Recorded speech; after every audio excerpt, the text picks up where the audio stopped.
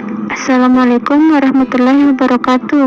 Kami dari kelompok 6 akan membawakan materi tentang peraturan dan tata tertib kelas dalam mata kuliah manajemen kelas. Pertama-tama, saya akan memperkenalkan anggota dari kelompok 6 yang terdiri dari Tenru Wulandari, Aulia Nur Raski, Nurhaini, Ainul Anissa, dan Asri Kadayani. Baiklah, selanjutnya adalah pembacaan materi. Saya Aulia Nur Raski akan membacakan materi mengenai pengertian tata tertib dalam kelas. Tata tertib adalah peraturan-peraturan yang telah disepakati oleh suatu lembaga yang harus ditaati oleh masyarakat. Apabila dilanggar akan diberikan sanksi. Menurut Mulyono, tata tertib adalah kumpulan aturan-aturan yang dibuat secara tertulis dan mengikat anggota masyarakat.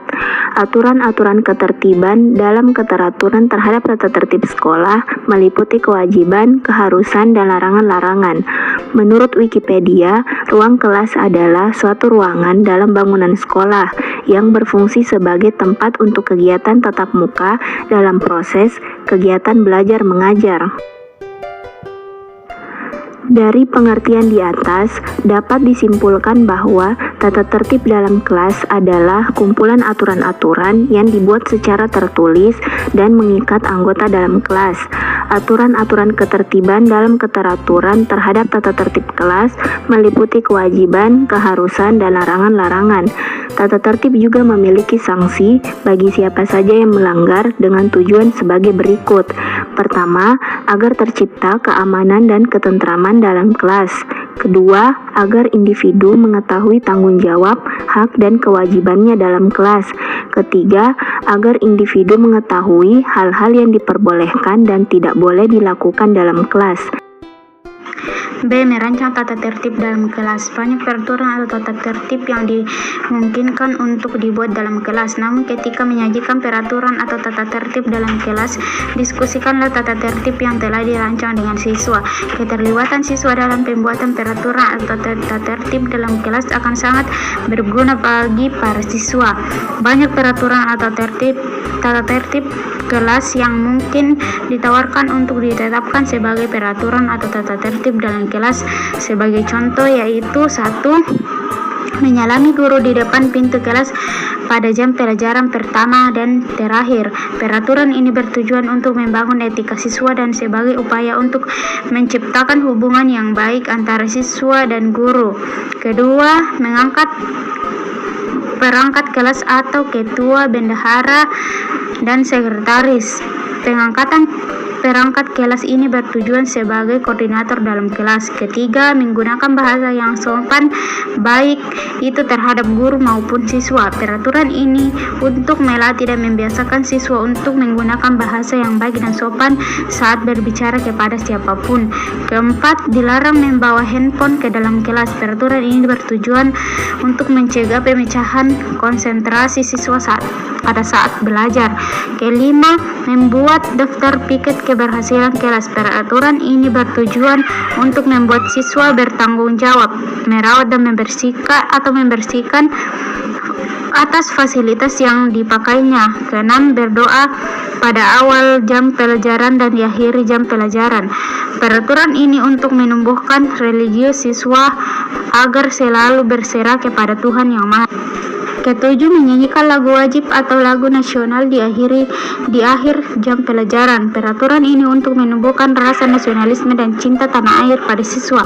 8. Tidak diperbolehkan makan di dalam kelas pada saat jam pelajaran. Peraturan ini bertujuan untuk melatih siswa disiplin dan tertib saat belajar. Ke-9, menggunakan seragam ataupun atribut lainnya sesuai dengan jadwalnya. Peraturan ini melatih siswa untuk tertib dan terbiasa menggunakan seragam atau atribut sesuai dengan jadwalnya. Ke-10, mengangkat tangan saat mau menyampaikan sesuatu. Peraturan ini bertujuan melatih siswa tertib dalam memberikan pendapat dan mencegah teralihnya perhatian siswa lain. Peraturan atau tata tertib dalam kelas yang diterapkan akan ditempelkan di ruang kelas, bahkan mungkin mengirim salinan peraturan atau tata tertib dalam kelas tersebut ke rumah para siswa untuk ditandatangani oleh orang tua siswa. Pelaksanaan tata tertib dalam kelas.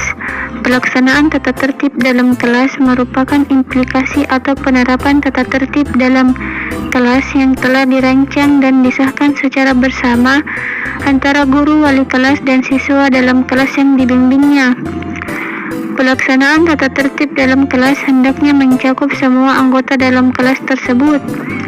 Tata tertib dalam kelas dijalankan atau dilaksanakan oleh siswa dalam segala aktivitasnya dalam kelas. Seorang siswa hendaknya bersikap sesuai dengan tata tertib yang telah disepakati bersama, dan apabila ditemukan anggota kelas yang melanggar tata tertib tersebut, akan dikenakan sanksi yang sesuai dengan tingkatan tata tertib yang dilanggar. Dalam pelaksanaan tata tertib dalam kelas, yang bertindak sebagai pengawas bukan hanya guru, melainkan dibantu oleh perangkat kelasnya.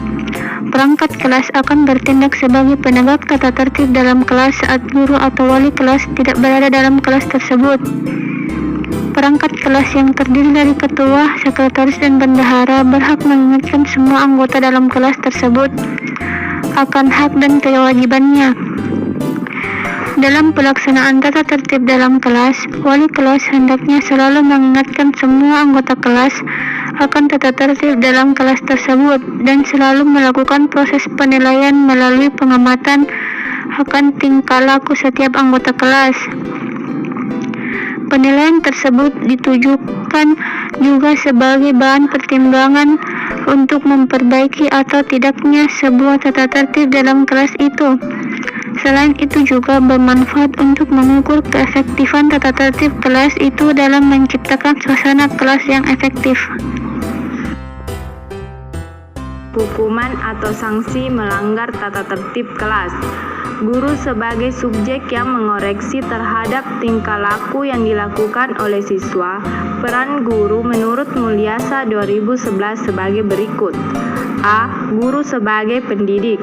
B. Guru sebagai pembimbing. C. Guru sebagai penasehat. D. Guru sebagai model dan keteladanan.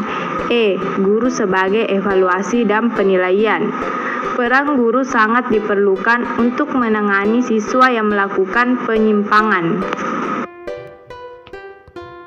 Menurut Dr. Andes Marijan, tokoh pendidik Ki Hajar Dewantara berpesan mengemukakan pendapatnya bahwa dalam memberikan hukuman kepada anak didik, seorang pendidik harus memperhatikan 3 macam aturan.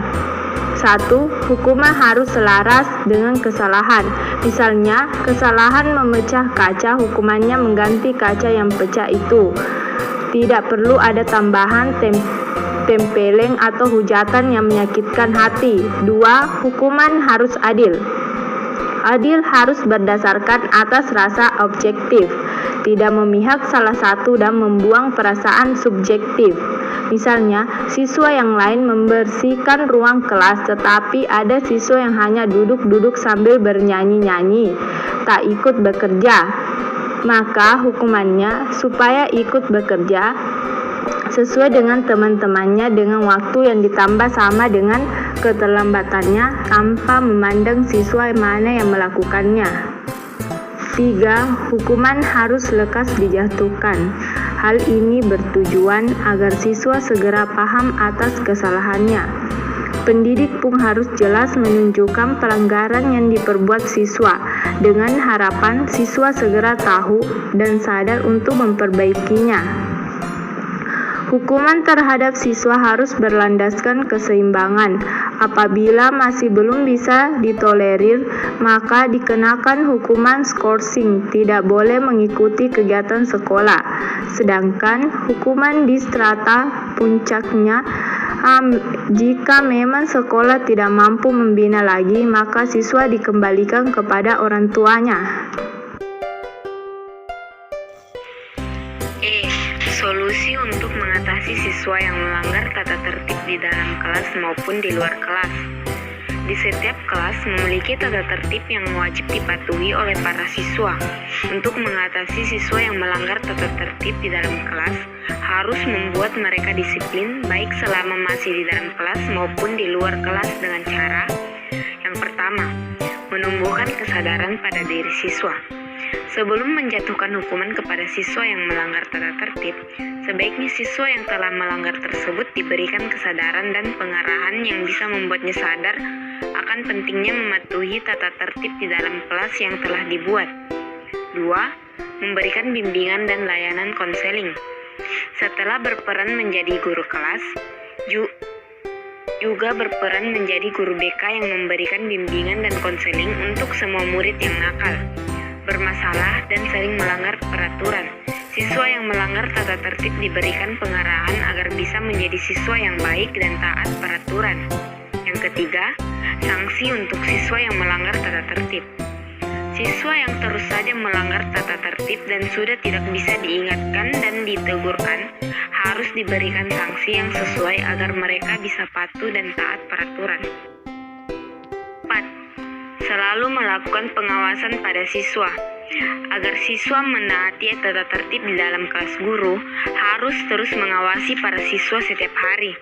Jika ada siswa yang melanggar tata tertib, bisa ditegur saat itu juga.